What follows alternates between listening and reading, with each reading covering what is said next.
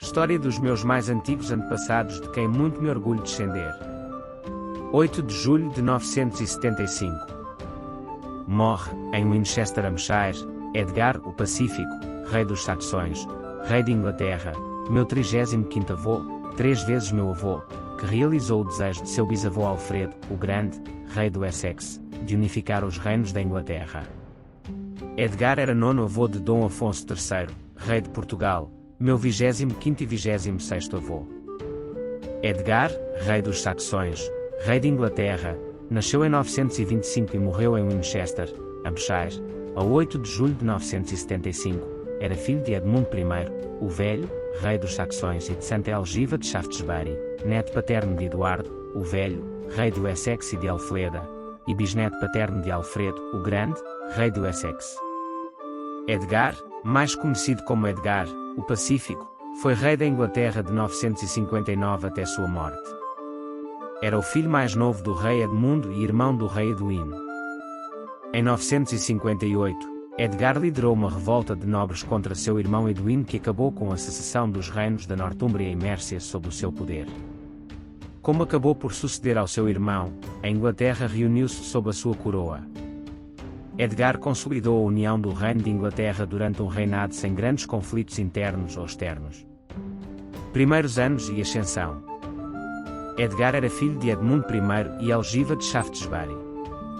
Com a morte do rei Edmundo em 946, o tio de Edgar, Edredo, governou até 955. Edredo foi sucedido por seu sobrinho, Edwin, o filho mais velho de Edmundo. Edwin não era um rei popular e o seu reinado foi marcado pelo conflito com os nobres e a igreja, principalmente Santo Dunstan e o arcebispo Oda.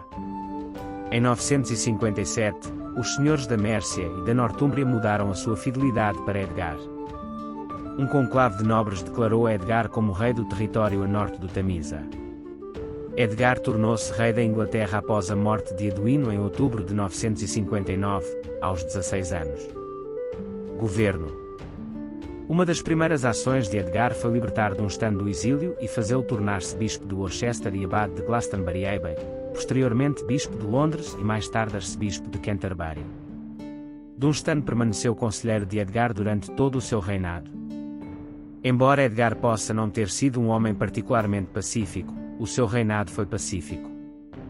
O reino de Inglaterra estava bem governado e Edgar consolidou a unidade política alcançada por seus antecessores. No fim do seu reinado, a Inglaterra estava suficientemente unificada, pois era improvável que retornasse a um estado de divisão entre reis rivais, como ocorrera em certa medida sob o reinado de Edredo. William Blackstone menciona que o rei Edgar padronizou as medidas em todo o reino. De acordo com George Molyneux, o reinado de Edgar, muito mais do que os reinados de Alfredo ou Ethelstan, foi provavelmente a fase mais crucial no desenvolvimento das estruturas institucionais que foram fundamentais para o domínio real no reino do século XI. De facto, um rei do início do século XI, Canuto, o Grande, declara numa carta a seus súditos que é minha vontade que toda a nação, eclesiástica e leiga, observe firmemente as leis de Edgar, que todos os homens escolheram e juraram em Oxford. Coroação em Bath. Edgar foi coroado em Bath e junto com sua esposa Elfrida de Devon, foi ungido, estabelecendo um precedente na coroação de uma rainha de Inglaterra. A coroação de Edgar aconteceu numa cerimónia imperial planeada, uma ação que deve ter exigido muita diplomacia preliminar.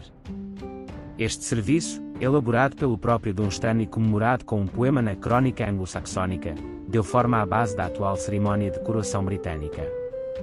A coroação simbólica foi um passo importante. Outros reis da Grã-Bretanha vieram e deram a sua lealdade a Edgar logo depois em Chester. 6 reis da Grã-Bretanha, incluindo o rei dos escoceses e o rei de Strathclyde, prometeram acreditar que seriam os servos do rei no mar e na terra. Cronistas posteriores transformaram os reis em 8, todos os remos da barca de estado de Edgar no rio Dee. Manuscrito iluminado, Cotton M.S. Vespasian A. VIII.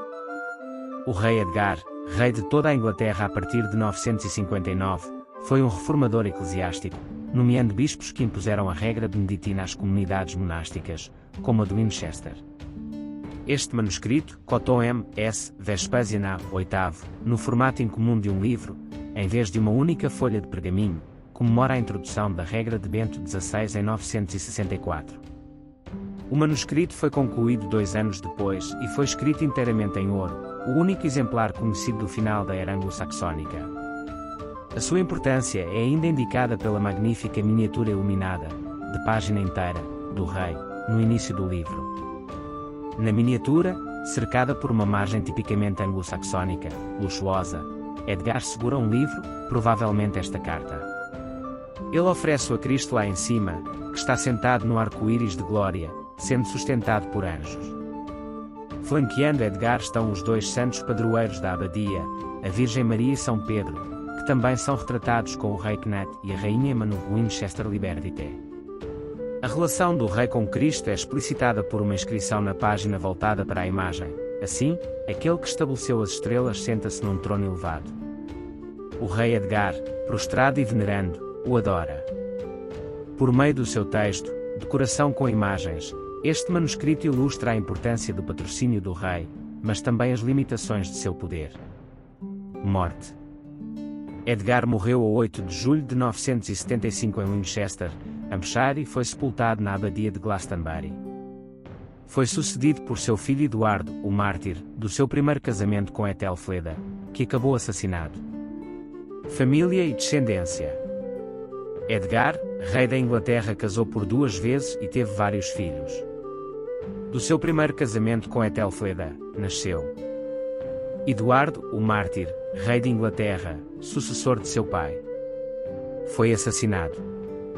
Do seu segundo casamento com Elfrida de Devon, minha 35ª avó, 3 vezes minha avó, nasceram Ethelred II, rei dos saxões, rei de Inglaterra, casou com Elfreda, ou Elgifu, da Nortúmbria, meus 34º avós, 3 vezes meus avós, e depois casou com Emma da Normandia. Edmund de Inglaterra. Edgit de Inglaterra.